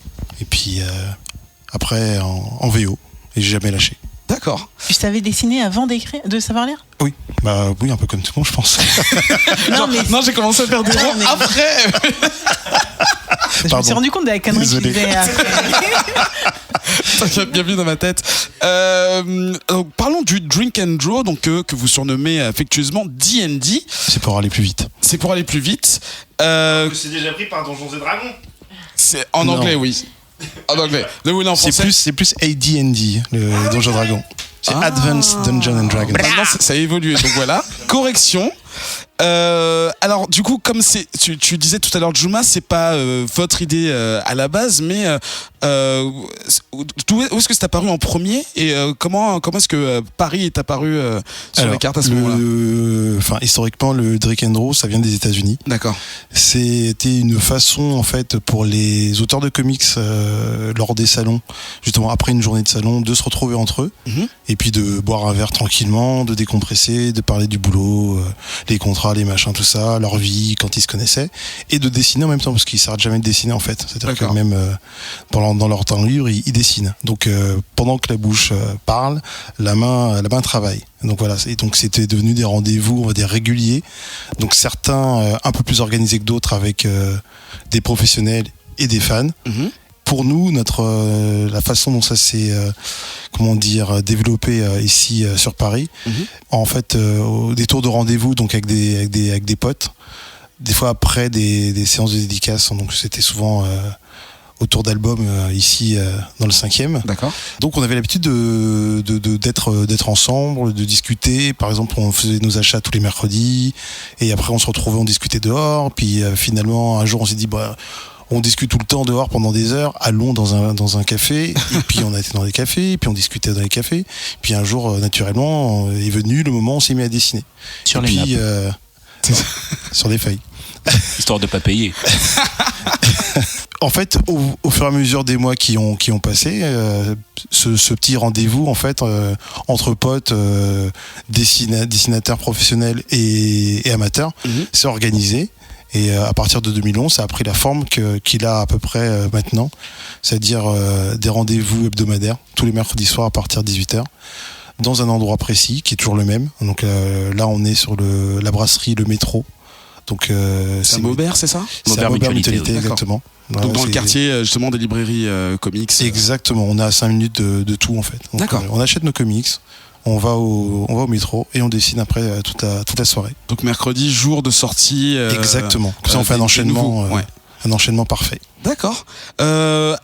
Aujourd'hui à Paris, dans le groupe de Paris, vous êtes combien en gros à la fois sur le groupe et à la fois physiquement à vous déplacer vraiment Alors physiquement que ça varie, mais physiquement ça varie tous les mercredis. Tout dépend des disponibilités des gens, des envies des gens. Il y a pas d'obligation en fait. D'accord. Donc on peut participer physiquement le mercredi, mais on peut aussi participer via internet, via Facebook, selon les thèmes. Oui, il faut savoir que tous les mercredis il y a un thème différent. D'accord. Ce que j'avais demandé sur le fonctionnement. Voilà. Donc vous proposez les thèmes? Comment ça se passe? Ça vote? Alors, les thèmes en fait sont choisis par tous les gens qui sont disponibles le jour où on choisit les thèmes ce jour-là. Enfin voilà. Ouais. Si on est 15, et les 15 personnes vont pouvoir choisir en fait 2 thèmes par personne. Un thème on va dire comics et un thème non comics. Donc, ça peut être n'importe quoi, la rue, dessiner un réverbère. D'accord, donc très abstrait comme voilà, exactement. On choisit ce qu'on veut. Ça peut être une chanson, ça peut être un film, ça peut être ce que vous voulez. D'accord. Mais après à côté il y a le thème BD, comics, ce qu'on veut. Voilà. Et donc les 2 thèmes sont pris. Donc si par exemple on est 15, donc ça fait 30 thèmes en gros, et les 30 thèmes sont abordés forcément. D'accord. Donc 30 thèmes, 30 semaines. Ok, donc c'est un planning, on devrait peut-être prendre exemple sur vous pour organiser nos émissions. Et c'est Juma justement qui a la tâche, qui a pris pour lui d'organiser plus ou moins la façon dont on va aborder les thèmes, c'est-à-dire qu'on sache, on a un calendrier en fait sur 2 mois. La bonne et chaque mercredi, on sait quel thème on va avoir et on peut se préparer psychologiquement. Ou faire s'entraîner chez nous. Voilà, ou faire comme moi, arriver et pas savoir ce qu'on fait ce jour-là et puis c'est ce thème-là. Bon, bah ok, super. Et c'est parti. D'accord, donc oui, j'imagine qu'il y a beaucoup de gens qui ont des méthodes différentes de travail. Bon, comme toi, tu disais, ça c'est au dernier moment et ça fonctionne. J'imagine qu'il y a des personnes qui vont peut-être justement faire des recherches. Des personnes. Parce que l'année dernière, on est venu avec Zef et on avait vu des gens qui, pour dessiner sur un sujet, avaient dû faire de longues recherches. Ouais. Et sur Wikipédia et sur Google Images, tout ça, justement pour avoir un peu d'aide, d'inspiration, parce que c'est pas toujours des personnages très très connus que vous prenez ou des sujets. C'est forcément des personnages ou ça peut être autre chose. Tu peux nous donner des exemples de thèmes sur lesquels vous avez... Par exemple, on a fait le hip-hop l'année dernière. On a le mouvement qui devrait arriver d'ici quelques temps. Ah oui, d'accord. On a fait la mythologie grecque. On a fait les décors. Il y a eu un ou deux... Je crois qu'il y a eu du Kiss. Ouais, il y a eu du Kiss pendant une période. Je crois qu'on a même eu une chanson de Didier Super, je crois, par Eric, qu'il fallait mettre en image. Ça sent le pari. Fallait s'amuser aussi pour celle-là. Et du coup, à qui ça s'adresse? Parce que tu disais qu'aux États-Unis, Gaël, c'était d'abord des professionnels et des fans. Aujourd'hui, en France, on n'a pas beaucoup d'artistes qui travaillent dans les grandes maisons d'édition. Alors, est-ce que c'est plutôt des amateurs? Est-ce qu'il y a des gens qui travaillent dans d'autres domaines? Enfin, dans le dessin, mais dans d'autres aspects. Quel genre de profil on peut voir? En fait, ce qui est bien avec le Drake & Draw, c'est que c'est ouvert à tout le monde. D'accord. Voilà, on peut venir boire un verre, juste voir comment ça se passe, si c'est la première fois, qu'on sait pas trop où on met les pieds. Ouais. Donc après, il y a des personnes qui vont venir pour dessiner réellement. Et en fait, tous les niveaux sont les bienvenus. C'est juste en fait un rendez-vous pour être entre nous une fois dans la semaine, par exemple pour les professionnels qui sont toujours coincés chez eux ou en studio et qui ne voient personne. Voilà, c'est un moyen de se sociabiliser, de voir des gens et on est tous ensemble, on rit ensemble, on discute ensemble, on fait des choses ensemble. Enfin, c'est le jour où on fait des trucs ensemble. On est hors de notre ambiance habituelle et on dessine sur un thème et on échange là-dessus. Voilà, c'est tout simple en fait. Il n'y a pas forcément un but précis, c'est pas dans le but d'être édité ou dans le but d'être repéré. Si ça arrive, c'est très bien.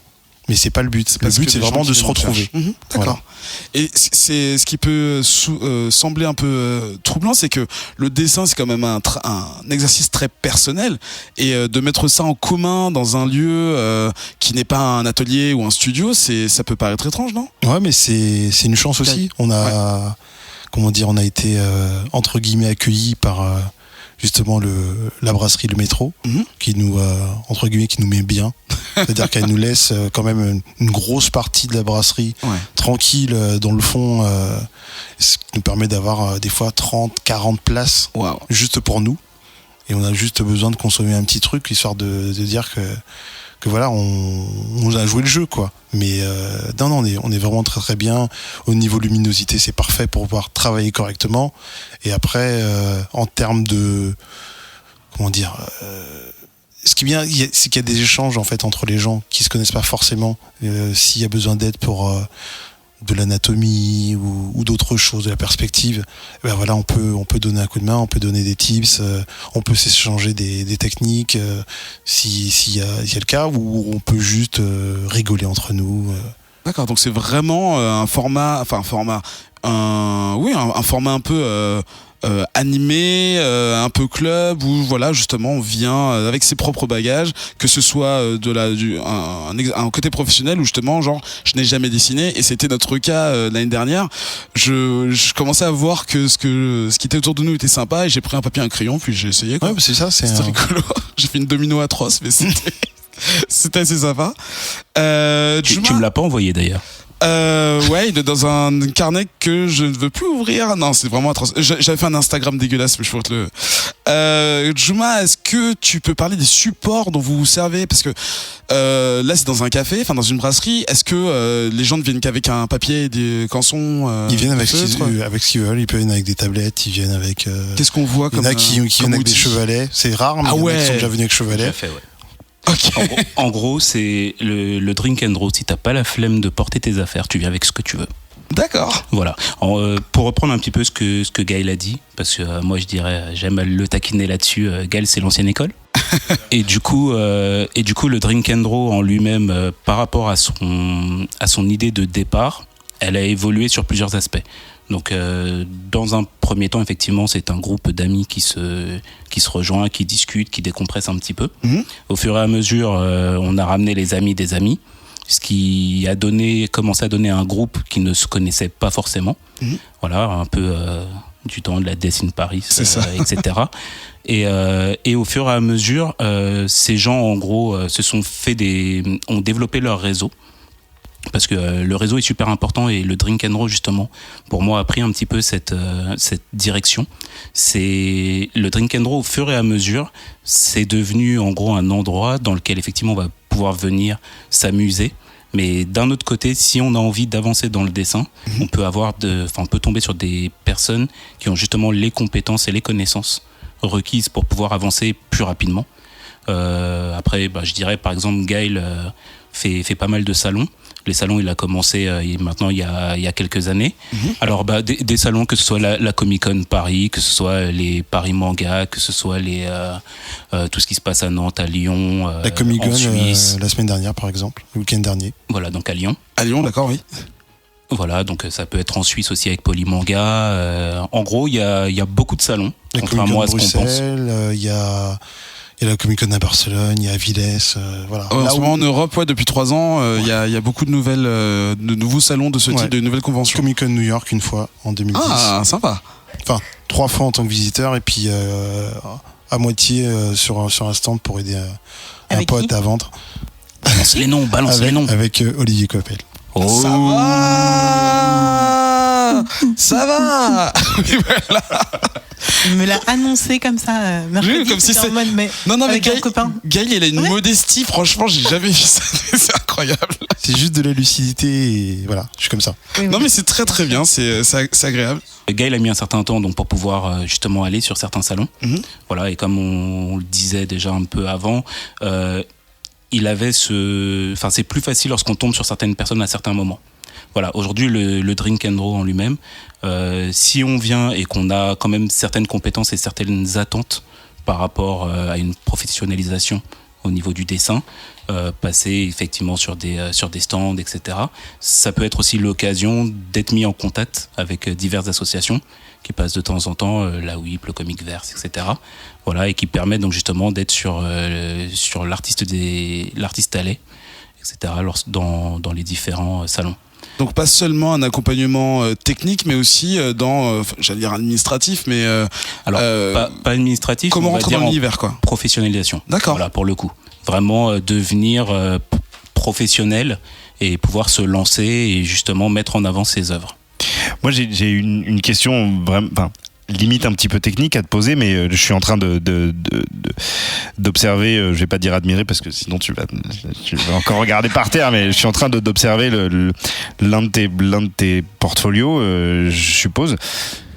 Pardon ? Non, ou vomir des arcs-en-ciel de bonheur. Mais ma question, c'est, on parle de la professionnalisation et du fait de travailler dans l'industrie de la bande dessinée et du comics. J'ai cru comprendre que toi, le comic book, c'était une passion, et donc j'imagine un but professionnel de bosser dans cette industrie-là. Moi, je vois que tes dessins là sont hyper beaux, mais et hyper détaillés et tout ce que tu veux. Enfin, on dirait des covers, sauf qu'elles sont en noir et blanc. Mais j'ai l'impression que pour pouvoir perdurer et bosser dans l'industrie du comics en tant que dessinateur régulier, la vitesse d'exécution est un facteur hyper important. Là, par exemple, sur les dessins que je vois, est-ce que c'est des choses que tu peux réaliser à la vitesse désirée par un éditeur comme Marvel ou DC, ou c'est le truc qui est le plus difficile à bosser pour un dessinateur de comics particulièrement? En fait, c'est compliqué. Tout dépend de la forme qu'on a au moment où on attaque un dessin, en fait. Ouais. Et tout dépend aussi de pourquoi ce dessin est fait. Si c'est une commande ou si c'est pour soi. En général, moi, je suis ce qu'on appelle un dessinateur lent. Donc, je prends mon temps pour dessiner les choses. D'accord. J'ai pas de contrat avec Marvel et DC, donc je suis tranquille de ce côté-là. Pas d'histoire de deadline. Après, il m'arrive d'avoir de temps en temps, des commandes, des fulgurances au niveau du dessin, et de faire des trucs plus rapidement que je ne pourrais le faire dans les temps habituels. Mais en général, ça prend du temps. D'accord. Ça prend beaucoup de temps et donc Pardon. Excusez-moi. Il y a des personnages que j'aime bien que je croise. Pardon. D'accord. D'accord, ok. Mais donc, Voilà. On est d'accord que cette contrainte de temps pour les dessinateurs, parce que nous, on passe quand même beaucoup de temps sur cette émission à bitcher sur le dessin des gens. Ouais. Et quand je vois les tiens, ou de toute façon pas forcément les tiens, mais on a l'occasion parmi nos potes ou les gens que parfois on fréquente de voir des artistes, illustrateurs et dessinateurs à l'œuvre. Et on sait qu'en fait c'est beaucoup plus compliqué qu'il n'y paraît, et que parfois même un dessinateur ou une dessinatrice dont on n'apprécie pas du tout le trait, ou dont Adrien ou moi ou Ben disons tout simplement c'est moche, c'est parfois des trucs sur lesquels les artistes passent du temps et mettent de la sueur et ont bossé leur truc, et que s'ils sont là c'est pas forcément par hasard. Du coup, est-ce que pour toi justement cette contrainte de vitesse c'est un truc sur lequel tu... Je veux dire, là tu me dis voilà, je prends du temps, je suis un dessinateur lent pour mes trucs. Si jamais justement du jour au lendemain Marvel te disait il y a une ongoing Spider-Man, je vais forcément édulcorer mon style. Ouais, c'est ça, ça passe par l'épuration quoi. Je serai obligé de baisser le niveau de détail et ce sera pas forcément ce que tu vois dans le portfolio, parce que en termes de délai, c'est une page par exemple, c'est une page crayonnés par jour, et je crois qu'ils sont même passés maintenant à 1,5 page, voire 2 pages par jour. Ouais, d'accord. Okay. De base, donc non, à un moment donné, il faut faire autrement. Est-ce qu'il y a justement des dessinateurs qui, selon toi, sont passés experts dans cet art-là, c'est-à-dire des mecs dont on admire vachement le dessin, mais qui en fait sont tellement dans les purs que c'est des, je sais pas, je pense à un mec comme Ramos ou des gens comme ça qui, je trouve, ont des styles de dessin très pas du tout simplistes, mais ou en tout cas qui vont vraiment direct à l'essentiel, et qui pourtant restent assez complexes parfois dans la mise en page et dans la dynamique. Mais dans ce style-là, tu t'en parlais tout à l'heure, il y a Mignola qui a vraiment édulcoré son style, mais après en termes de composition, ça reste quand même des trucs assez complexes en fait. Ouais. Voilà. Donc lui, il a trouvé un équilibre entre vitesse, composition et graphisme. Ouais. Merci beaucoup, pardon d'avoir monopolisé la parole pendant un bon moment, mais ça me passionne un peu, donc... Aucun problème, non, au contraire. Moi, j'avais deux petites questions encore pour vous. Dans ma mémoire, on parlait du fait qu'il y avait d'autres drink and draw en France. Oui, il y en a d'autres, ouais. Vous en avez un à Toulouse, vous en avez à Lille. Ouais. Il y en a peut-être un qui va se monter à Lyon. Je vais participer à ça, je pense, l'année prochaine. Dans sa conception, tu veux dire Exactement, ouais. Moi, j'ai pris des contacts avec des gens justement la semaine dernière, et on essaie de... T'es ambassadeur, en fait, t'es parrain. Ambassadeur, mais ça sera une sorte de mini parrainage, mais sans... Voilà, c'est tranquille, quoi. Sans... Donc ça s'étend. Donc le concept américain, il est déjà maintenant présent dans beaucoup de villes en Europe, c'est ça? Pas qu'en Europe, vous en avez à Séoul, vous en avez partout aux États-Unis. Ouais, d'accord. Il y en a même, je crois qu'il y en a un à Lagos, Nigeria. D'accord, en Nigeria. Parce qu'il y a une grosse scène comics à Lagos avec des putains de tueurs en fait. Qui se montent des studios de comics de gens très très sérieux qui se montent là-bas. Et Berlin, et je sais plus quel pays de l'Est aussi qui nous avait relancé la dernière fois. Il y a Berlin, il y a Vienne. D'accord. Aussi. Donc il y a des petites assemblées de dessinateurs qui se retrouvent un peu partout dans le monde, qui essaient de s'organiser pour faire des trucs un peu cohérents. Et ça fait un grand réseau en fait.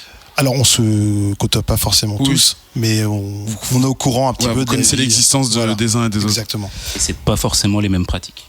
D'accord. C'est peut-être. C'est pas sur le même modèle. Des échanges comme ça. Ce qu'on va essayer de faire, si j'arrive à monter le truc avec mes amis de Lyon, on essaiera de faire des choses où on se... Des petites battles, des petites confrontations, et histoire de... D'accord, ça peut être sympa. Moi, j'avais une petite question. Oui, Alex. Est-ce que les drink and draw sont toujours aussi ouverts que vous?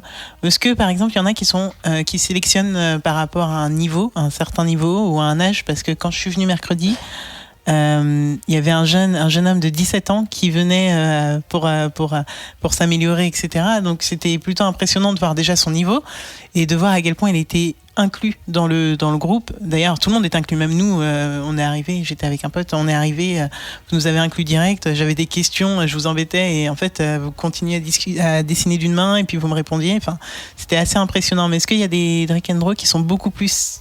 Alors nous, en fait, on peut vraiment parler que pour le Drink and Draw Paris. Et les autres, en fait, ils sont pas forcément sur le même, comme disait Juma, ils sont pas forcément sur le même modèle que nous. Il y en a qui sont mensuels, il y en a qui sont annuels, qui apparaissent une fois de temps en temps comme ça de façon sporadique. Il y en a même où ils ne font que boire. Ils dessinent pas. Donc voilà, ils attendent l'addition. Je pense à mes amis du Drink and Draw Toulouse. Désolé les gars. Ça balance. Il a pas peur. Désolé. Et en fait, tout dépend de ce qu'ils veulent faire en fait. Moi, j'essaie de, comme je connais comme pas mal de monde maintenant, on va dire sur le circuit en France avec les salons, tout ça, j'essaie de voir pour que les personnes qui sont justement originaires de ces endroits-là puissent organiser autour d'eux justement des rendez-vous avec les dessinateurs amateurs ou professionnels du coin, entre eux, qui puissent faire des rencontres comme nous on les fait, mais pas forcément comme nous on le fait de façon hebdomadaire, qu'ils essayent une fois par mois déjà et qu'ils voient ce que ça donne. Et puis voir après comment la sauce prend et évoluer de leur côté avec leurs ambiances, leurs envies et machin. Et on sait pas en fait, on sait pas. Toi, je te rends la parole, Alex. Tu étais de quoi est-ce que tu peux raconter un peu ce que tu as pu voir sur place? Donc tu as été incluse, il y avait du monde? Oui, il y avait pas mal de personnes. Alors quand je suis arrivée, vous étiez à peu près sur 4 ou 5 tables. Ah ouais. Voilà, et à peu près 4 dessinateurs par table, il me semble. Alors quand on est nouveau, on est repéré direct, hein, parce qu'ils se connaissent tous. Donc voilà, on est arrivé à 2 avec un pote et du coup, il me semble que j'ai demandé à parler à Juma. Il me semble que j'ai cherché. Appelez-moi le manager. J'avais séché. Voilà, exactement. Donc j'ai pas eu de chance. Ah bah il y avait ça. Salut. Les choses importantes. Et heureux hasard, en fait, je commence à raconter ma vie en disant que je vais participer à un podcast qui va parler de l'événement et du coup que voilà, moi j'étais venue prendre un petit peu l'ambiance, savoir de quoi j'allais parler, etc. Et je tombe direct sur Gaël. Donc en fait, il m'a dit mais c'est moi qui viens, pas de souci. Et du coup, en fait, je me suis focus sur lui. Je me suis dit toutes les questions, ça va être pour lui. J'en dérangeais qu'un, en fait. Et le truc qui est énorme, c'est que, en fait, je lui posais des questions à lui, mais tous ceux qui étaient autour répondaient à tour de rôle, ou même quand finalement j'avais une autre cible, une autre victime, les personnes, parce que j'avais pas mal de questions sur, par exemple, rien que les fournitures, les outils qu'ils utilisaient. Ouais. J'en ai posé pas mal de connes, d'ailleurs, des questions bien cons. Mais franchement, ils étaient tous super avenants. Il n'y a pas de questions bêtes, en fait. Ouais, c'est juste des questions. C'est ce qu'il m'a dit mercredi. Non, mais c'est vrai. Quand on connaît pas, c'est tout. C'est pas bête. J'ai eu la connerie de demander, par exemple, à quoi servait une certaine pâte à modeler qui n'était pas du tout une pâte à modeler, qui était une gomme. D'accord. Enfin, qui est une gomme à quoi déjà? La gomme mie-de-pain. La gomme mie-de-pain, faut le savoir. Enfin, moi personnellement.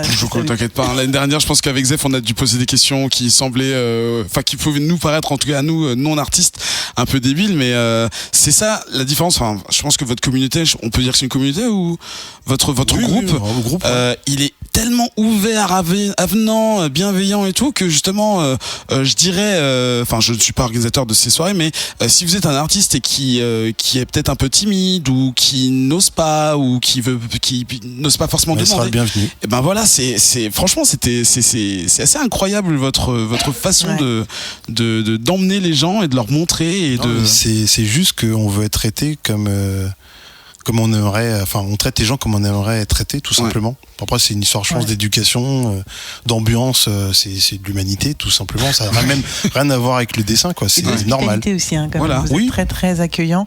Et moi, j'ai aucune fibre artistique, donc j'ai même pas essayé. Mais mon ami, lui, a dit qu'il dessinait, donc j'ai découvert des choses sur mes propres amis, c'était génial. Mais mon ami a dit qu'il dessinait, et là, et du coup, il avait l'air super intéressé. Bon, le thème, ça ne lui parlait pas du tout. C'était un manga à ce moment-là, Shadow Lady. Voilà. Mais alors, il y en a eu au moins 2-3 qui lui ont proposé un stylo et une feuille pour qu'il on a ce qu'il faut pour accueillir les gens. C'est exactement ce qu'il a dit. Voilà. Allez, affiche-toi, vas-y. Et voilà. Par contre, après, ce qu'ils m'ont bien dit aussi, c'est parce que j'ai demandé si ça dérangeait pas que je jette un regard par-dessus leurs épaules. Enfin, ça peut être dérangeant, je le conçois complètement, quand on est en train de dessiner ou d'écrire ou quoi, que quelqu'un soit par-dessus, enfin, se penche sur soi. Ils m'ont dit, mais non, mais quand on n'a pas envie de montrer ses dessins, on vient pas à Drake & Draw. Et donc, je pense que ça, c'est un état d'esprit à prendre en compte, parce que oui, toi, tu le vois comme quelque chose qui est bien, mais il faut le prendre en compte quand on est un dessinateur, comme tu dis, timide et qui a aucune intention de montrer quoi que ce soit.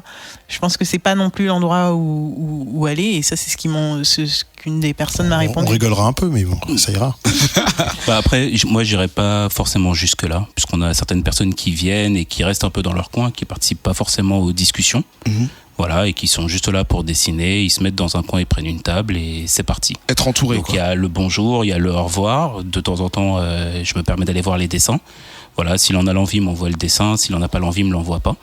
Mais en tout cas, il y a des personnes qui viennent et qui n'ont pas forcément d'interaction avec les autres à ce moment-là. Okay. Donc c'est pas non plus une obligation. Et ils ont le droit justement d'être comme ça. Ils sont les bienvenus aussi. Venez comme vous êtes.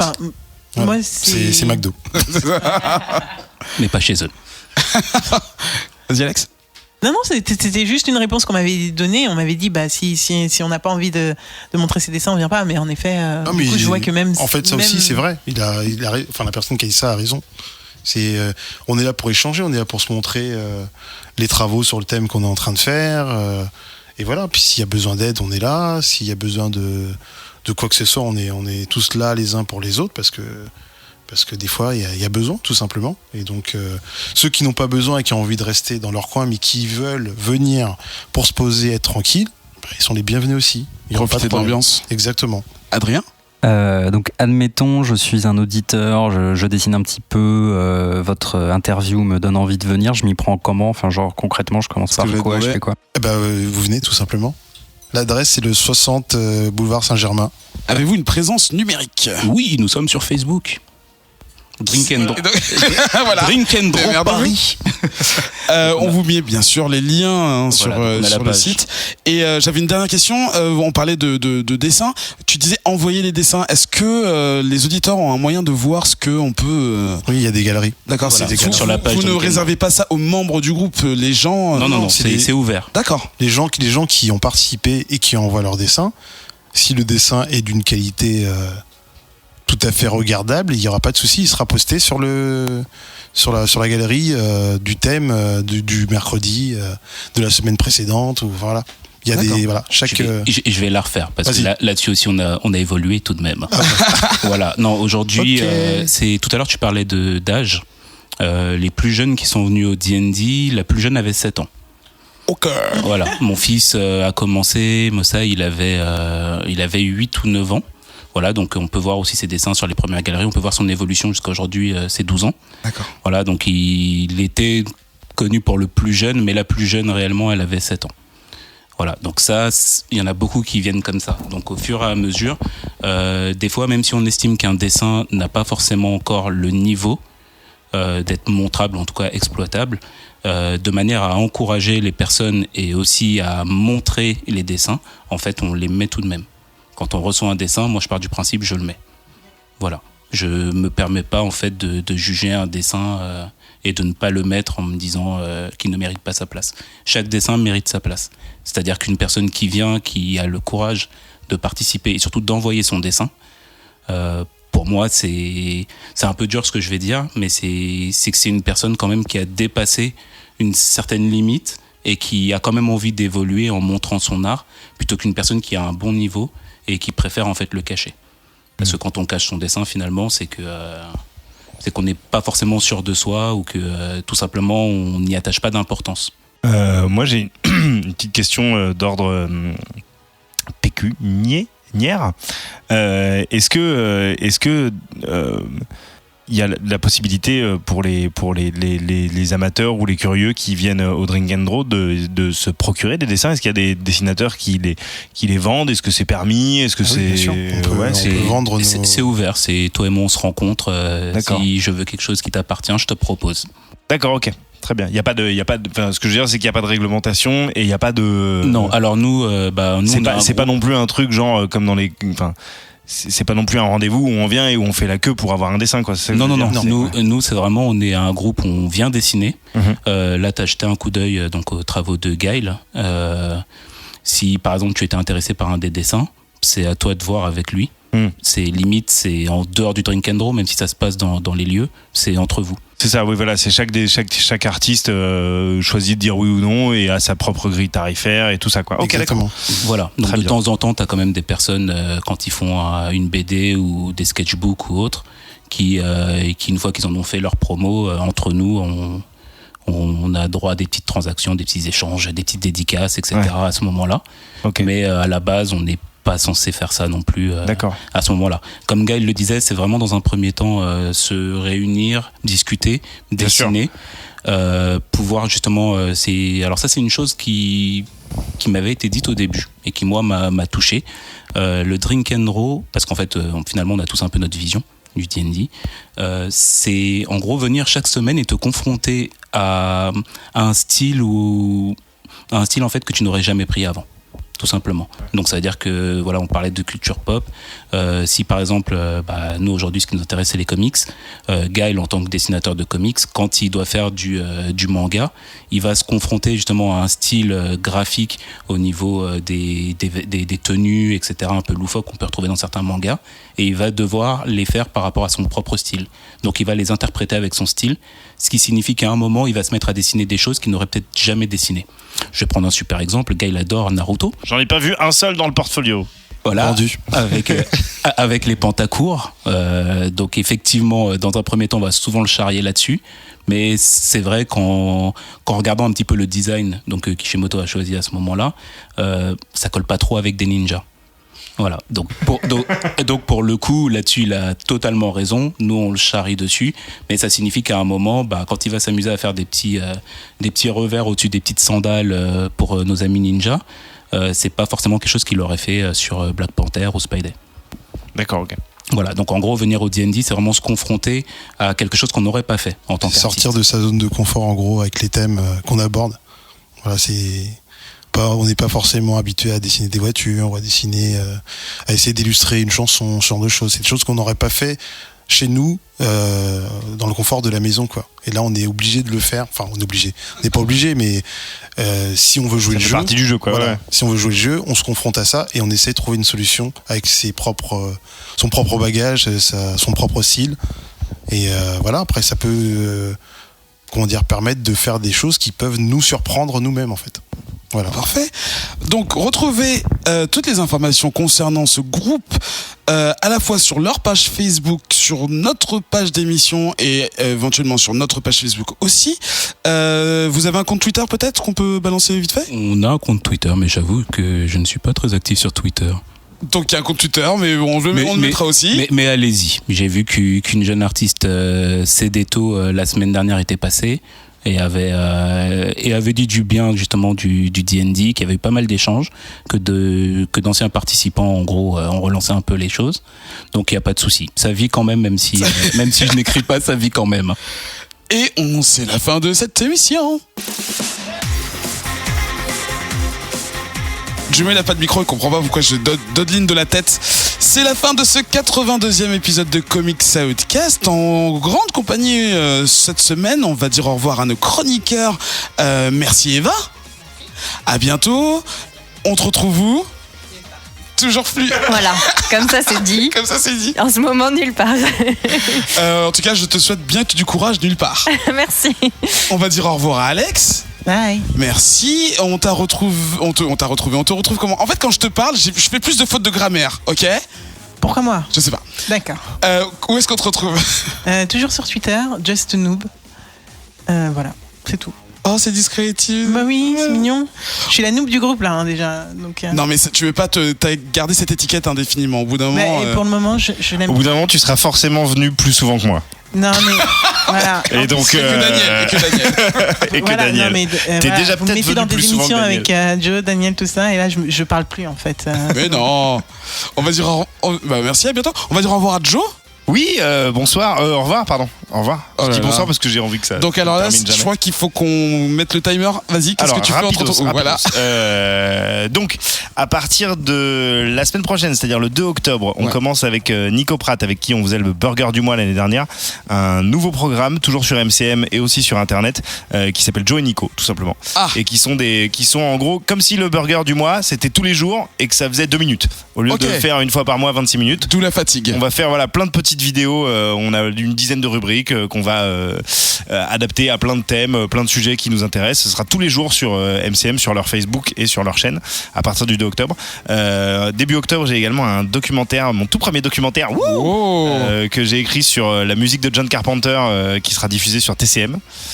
Et à côté de ça, toujours de la photo de jouets. Turner Classic Movies. Turner Classic Movies. D'accord, je me suis dit, est-ce qu'il s'est pas trompé? TMC. Voilà, je me suis dit, Pas est-ce la qu'il s'est chaîne de gouré? Mais quotidien. non, d'accord. L'autre, donc TCM, Turner Classic Movies, qui vont faire un cycle John Carpenter en gros. Et ils ont demandé à Rocky Rama, le magazine avec lequel je bosse beaucoup, de faire un doc sur l'héritage musical de John Carpenter. Donc on est allé interviewer des artistes de musique électronique française. On leur a parlé de John Carpenter et ça donne un documentaire que vous verrez bientôt. Et à côté de ça, toujours de la photo de jouets à fond, French Toy Love. N'hésitez pas à venir voir parce que en ce moment je suis un peu chaud sur l'idée de faire avancer un petit peu ce projet-là. Donc plus il y a de soutien, plus il y a d'encouragement et de critiques.